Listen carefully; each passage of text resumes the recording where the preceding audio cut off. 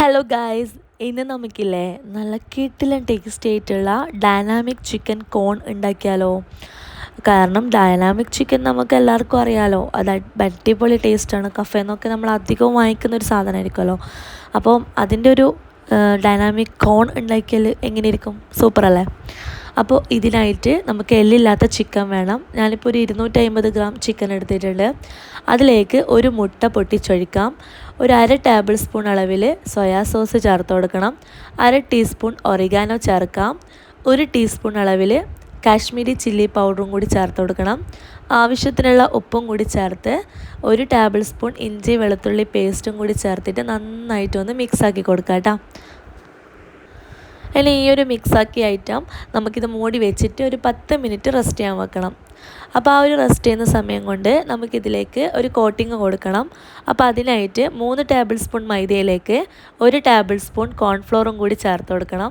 എന്നിട്ട് അതൊന്ന് മിക്സാക്കിയതിന് ശേഷം നമ്മൾ 10 മിനിറ്റ് റെസ്റ്റ് ചെയ്യാൻ വെച്ച ഈ ഒരു ചിക്കനിലേക്ക് നമുക്കത് ഇട്ട് കൊടുക്കണം കേട്ടോ. എന്നിട്ട് നല്ല പോലെ ഒന്ന് മിക്സാക്കി കൊടുക്കണം കേട്ടോ. അപ്പോൾ ചിക്കൻ അത്യാവശ്യം ഒന്ന് ക്രിസ്പി ആവാനും നല്ലൊരു കോട്ടിങ്ങിന് വേണ്ടിയിട്ടാണ് ഇങ്ങനെ ചെയ്യുന്നത് കേട്ടോ, ഈ ഒരു പ്രോസസ്സ്.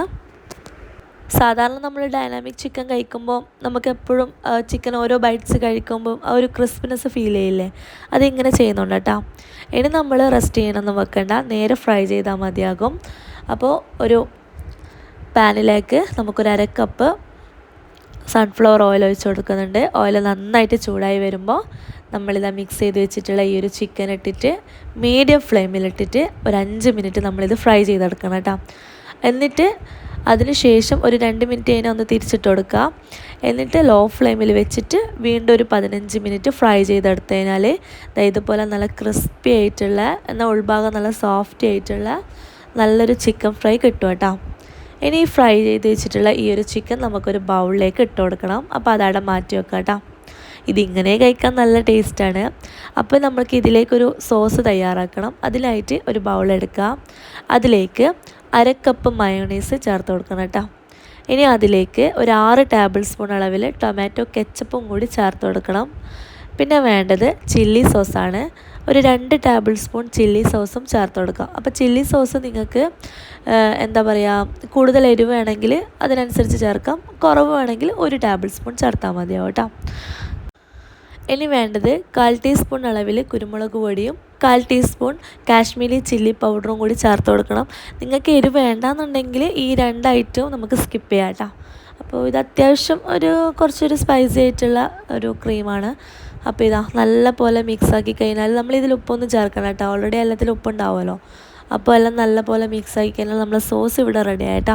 ഇനി നമ്മൾ ഫ്രൈ ചെയ്ത് വെച്ചിട്ടുള്ള ഈ ഒരു ചിക്കനും കൂടി ഇതിലേക്ക് ഇട്ട് കൊടുത്തിട്ട് ഈ ഒരു സോസിന് നല്ല പോലെ ഒന്ന് മിക്സാക്കി കൊടുക്കാം കേട്ടോ. പൊതുവേ ഡൈനാമിക് ചിക്കൻ ഇഷ്ടപ്പെടാത്തത് ആരും ഉണ്ടാവില്ല. കാരണം നമ്മൾ കഫേക്കൊക്കെ പോയാൽ ഫസ്റ്റ് ചൂസ് ചെയ്യാൻ ഡൈനാമിക് ചിക്കൻ ആയിരിക്കും. കാരണം അത് ഭയങ്കര ടേസ്റ്റാണല്ലോ. അതിൻ്റെ സോസായാലും അതുപോലെ ചിക്കനായാലും അത് ഓരോ ബൈറ്റ്സ് കഴിക്കുമ്പം പൊള്ളിയാണല്ലോ. അപ്പോൾ അതുകൊണ്ട് തന്നെ ആ ഒരു സെയിം ടേസ്റ്റ് തന്നെ നമുക്ക് ഇതിലും കൊണ്ടുവരാം കേട്ടോ. അപ്പോൾ സ്പൈസി നിങ്ങളുടെ ഇഷ്ടത്തിനനുസരിച്ചിട്ട് കുറക്കോ കൂട്ടോ ഒക്കെ ചെയ്യാം. ചില്ലി സോസ് ആയാലും മുളക് പൊടി ആയാലും കുരുമുളക് പൊടി ആയാലും കേട്ടോ. അത് നന്നായിട്ട് മിക്സ് ആയി കഴിഞ്ഞാൽ നമ്മുടെ ഡൈനാമിക് ചിക്കൻ ഇവിടെ റെഡിയായി. ഇനി നമുക്കിതിലേക്ക് വേണ്ട കോൺ തയ്യാറാക്കണം. അപ്പോൾ അതിനായിട്ട് ഞാനിപ്പോൾ ഇതുപോലത്തെ ഒരു കുബൂസ് നമ്മൾ വാങ്ങിക്കാൻ കിട്ടുമല്ലോ പുറത്തുനിന്ന്, 40 രൂപ മറ്റുണ്ടായിട്ടുള്ളൂ. ഈ ഒരു കുബൂസ് 6 പീസായിരിക്കും കേട്ടോ. അപ്പോൾ ഞാൻ എപ്പോഴും പ്രിഫർ ചെയ്യുന്നത് നമുക്ക് ഹോം മെയ്ഡായിട്ട് തന്നെ ഉണ്ടാക്കുന്ന കുബൂസ് ആയിരിക്കും. കാരണം എനിക്ക് ടൈമില്ലാത്തതുകൊണ്ടാണ് ഞാൻ കുബൂസ് പുറത്തുനിന്ന് വാങ്ങിച്ചത്.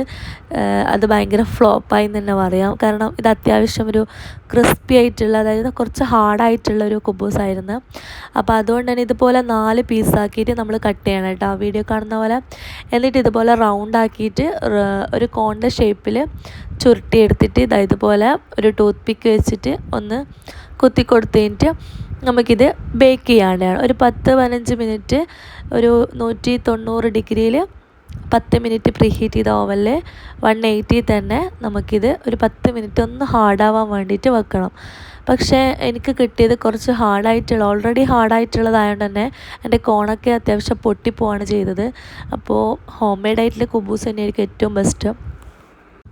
എല്ലാ കോൺസും ആക്കി കഴിഞ്ഞാൽ ഇതുപോലെ കുറച്ച് ബട്ടർ മെൽറ്റ് ചെയ്തിട്ട് അതൊന്ന് ബ്രഷ് ചെയ്ത് കൊടുത്തിട്ട് വേണം നമ്മളിത് കുക്ക് ചെയ്യാനായിട്ട്. ഒന്ന് ഹാർഡാവാൻ വേണ്ടിയിട്ടാണ് ഒന്ന് ബേക്ക് ആക്കുന്നത്. ഒരു 10 മിനിറ്റ് നമ്മൾ ബേക്ക് ആക്കുക. ചൂട് നന്നായിട്ട് വേണം, എന്നാലാണ് പെട്ടെന്ന് ബേക്കായി കിട്ടുള്ളൂ. ഇനി പണിയൊന്നുമില്ല കേട്ടോ. ഇനി ഇതുപോലെ നമുക്കൊരു ലൈറ്റ് യൂസ് വെച്ചിട്ട് അതിൻ്റെ ആ ഒരു കോണിൻ്റെ സൈഡിലൊന്ന് വെച്ച് കൊടുക്കുക.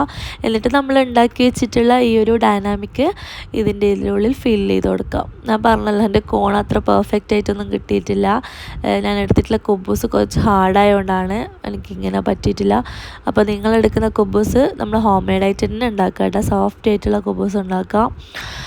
സോ ഇത്രയേ ഉള്ളൂ ഇന്നത്തെ വീഡിയോ. പക്ഷെ നല്ല ടേസ്റ്റാണ് കേട്ടോ ഇത് കഴിക്കാൻ. ഇതിങ്ങനെ ക്രിസ്പി ആയിട്ട് കഴിക്കാൻ ഭയങ്കര ടേസ്റ്റാണ്. അപ്പോൾ വീഡിയോ ഇഷ്ടമായിട്ടുണ്ടെങ്കിൽ ഒന്ന് ലൈക്ക് ചെയ്യാനും ഷെയർ ചെയ്യാനും നമ്മുടെ ചാനൽ സബ്സ്ക്രൈബ് ചെയ്യാനും മറക്കരുത്. മറ്റൊരു നല്ലൊരു വീഡിയോയുമായി വീണ്ടും കാണാം. അതുവരേക്കും bye from Manu's fir. Thank you.